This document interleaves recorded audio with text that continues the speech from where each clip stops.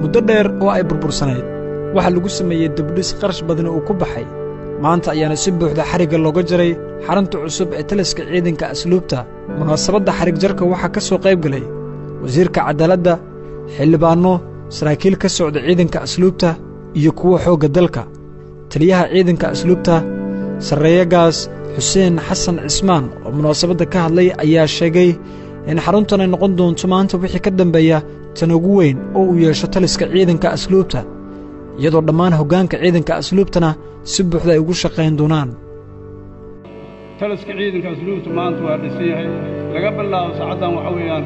sarkaal kastoo ciidanka asluubta ka tirsan xafiis buu ku leeyahay waana soo degi karaa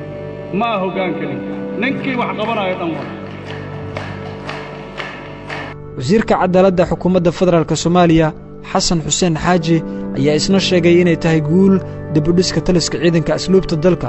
isla markaana ku ammaanayo saraakiisha ciidanka sida wacan oo ay uga shaqeeyeen dib u howlgelinta taliska asluubta maanta waa maalin weyn waa maalin aan xarigga ka jarnay taliska asluubtii oo dib loo dhisay 27 sano kadib waa maalin weyn taas waxayna tusinaysaa in mas'uul qaran haddii uu aamino dalkiisa inuu u shaqeeyo aamino in asiga waxa u qaban karo qarankan in waxa qaban karo run ahaantii ani taliskan 3 jeeraan imaaday dhismaha ku socday maalin aan soo galay waan soo gali weeyay maantana waad u jeedaan quraxda iyo reereynta meeshan ka jirto taas waxay aaminsanay oo aan ku qancay dalkeen haddii anigu u istaagno inaan dhisan karno taliyaha aad iyo aad baa ugu mahadcelinayaa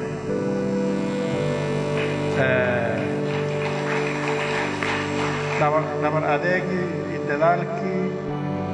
asiga iyo taliyaasha asluubta ay u galeen inay taliskan ay dhisaan xarunta taliska asluubta Soomaaliyeed ayaa dhowr iyo 20 sano kadib dib maanta loo furay iyadoo saraakiisha sare ciidanka asluubtana ay sheegeen in qorshahoodu uu yahay in la sameeyo oo dib loo horgeliyo xarun kasta oo asluubta ay lahayd Maxamed Bashaar Barrajaaba goobjoog taliska asluubta